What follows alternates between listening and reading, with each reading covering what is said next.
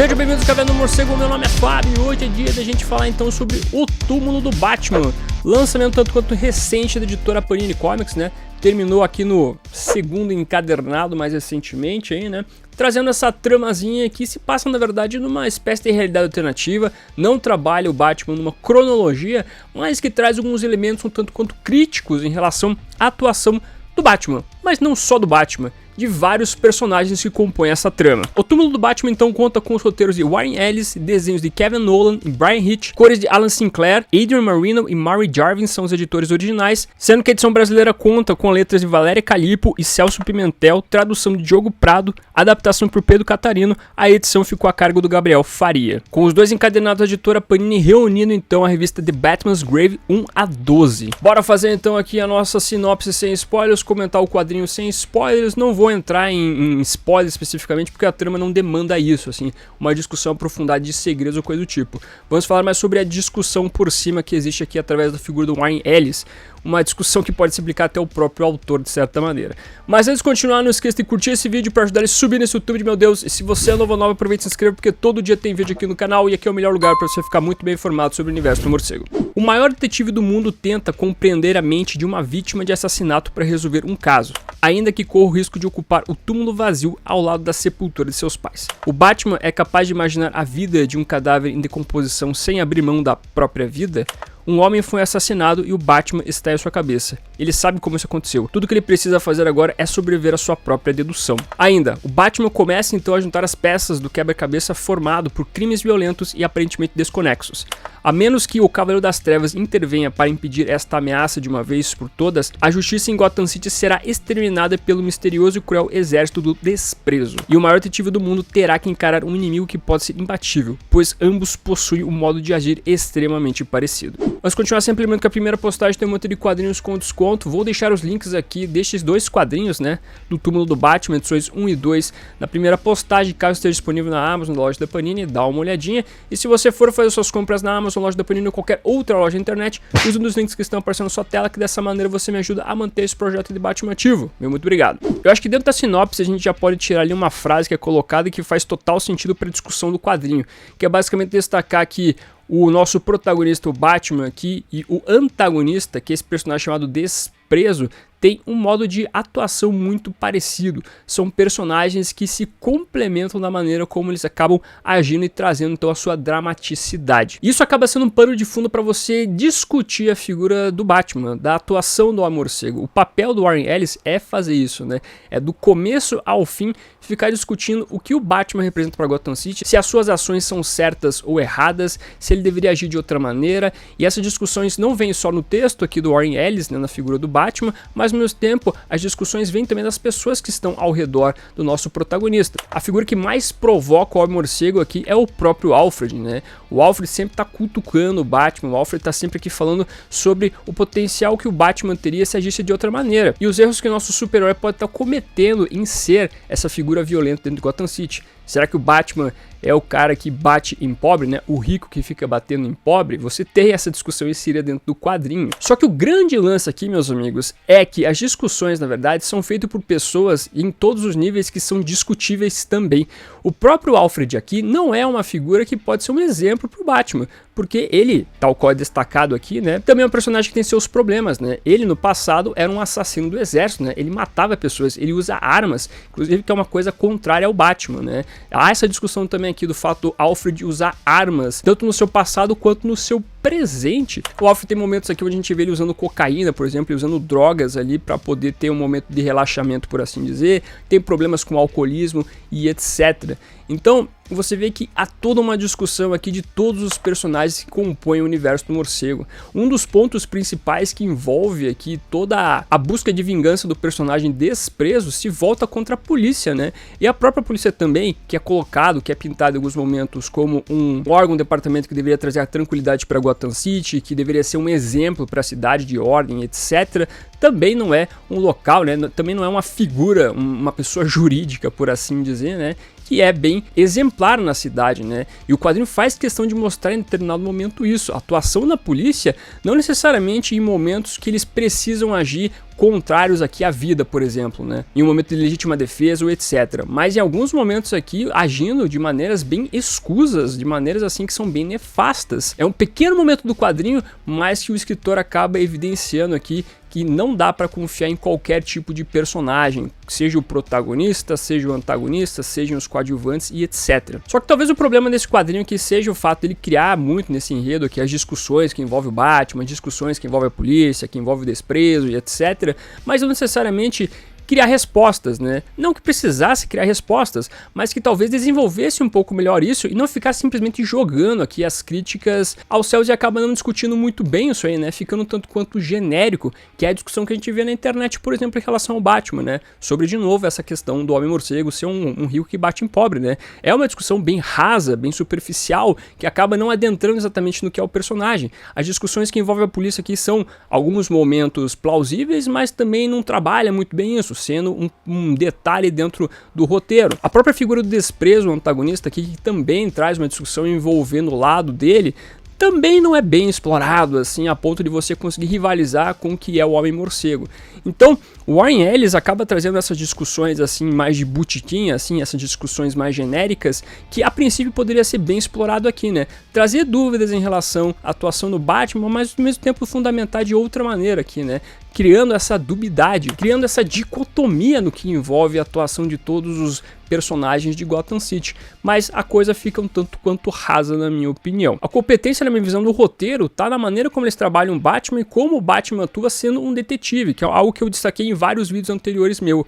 Ele acaba colocando o Homem-Morcego assim, fazendo investigações sérias, você parando um bom tempo do quadrinho aqui pro Batman pensar, refletir, tentar chegar aqui ao resultado da investigação, né? E você sente realmente nosso protagonista sendo esse detetive. E ao mesmo tempo o quadrinho consegue trazer do outro lado também boas cenas de ação. Ele consegue resumir bem o Batman combatente aqui, né? Enfrentando os detentos de Arkham, enfrentando o exército aí do desprezo e assim por diante. Você vê toda uma construção de ação aqui que é muito bem caracterizada através aqui da narrativa do desenho do Bryan Hitch, que é um desenho que sempre me agrada. Eu acho que ele consegue, através do seu desenho um tanto quanto realista, criar cenas de ação que tiram fôlego. Eu gosto muito de vários momentos aqui que são cinematográficos dentro do trabalho desse desenhista. Então, sem sombra de dúvida, quando você equilibra essas duas coisas, a ação aqui de tirar o fôlego e ao mesmo tempo esse Batman que a gente gosta de ver, que é um detetive, atuando muito bem aqui nessa parte, né? Tendo os seus problemas em conseguir achar aqui o grande vilão da trama, mas ao mesmo tempo conseguindo fazer um trabalho que consegue levar a isso, cria-se uma trama um tanto quanto ideal em relação ao que a gente espera do Batman, né? Talvez realmente se as discussões aqui que são criadas fossem um pouco mais aprofundadas, que tentasse fazer algo que fugisse um pouquinho do que necessariamente é essa discussão genérica aí da internet, eu acho que o quadrinho poderia ter sido bem melhor. Não que ele seja ruim, ele é um quadrinho agradável, um quadrinho bacana de se ler, mas eu acho que o enredo dá uma falhada em alguns pontos nesse sentido que eu destaquei por agora. Outro elemento que dá para destacar que é um tanto quanto agradável que quando você lê o quadrinho é a questão do humor, da comédia, porque dentro aqui do texto do Warren Ellis, ele consegue ser bem ácido, mas a sua acidez é um tanto quanto agradável. As palavras do Alfred conversando com o Batman são engraçadas em determinados momentos. A maneira como o Alfred se porta, né, essa maneira um tanto quanto duvidosa de consumir cocaína e assim por diante. Na verdade, acho que é heroína. É cocaína ou heroína, uma das drogas que ele usa. Mas quando você vê o Alfred conversando com o Batman, você consegue tirar algumas risadas disso. O próprio momento onde o Batman, por exemplo, está no Asilo Arkham conversando com o Gordon, você vê algumas tiradas que você consegue rir um pouquinho em relação a todo o problema que eles estão tendo ali. Então, dentro da discussão aqui trazida pelo Warren Ellis, ele consegue fazer a coisa ficar um pouco engraçada, né? Um pouco mais leve, por assim dizer, dentro da dramaticidade que você está acompanhando da trama. E o último destaque que eu trago em relação à trama é como o roteirista aqui trabalhou esse Batman sem necessariamente trazer figuras conhecidas do seu universo. Nós não temos aqui vilões muito conhecidos, nós temos vilões B, C, D do Batman, né? Coadjuvantes que também não são assim, digamos, muito aparentes, exceto Alfred, Gordon e assim por diante. Nós temos na trama vilões como o Cornelius Stirk, que eu sei que é um vilão bem classe Z, assim, eu gosto bastante dele, mas é uma figura que não é tanto conhecida no universo do morcego, né? Nós temos Dr. Morte aparecendo rapidamente aqui também.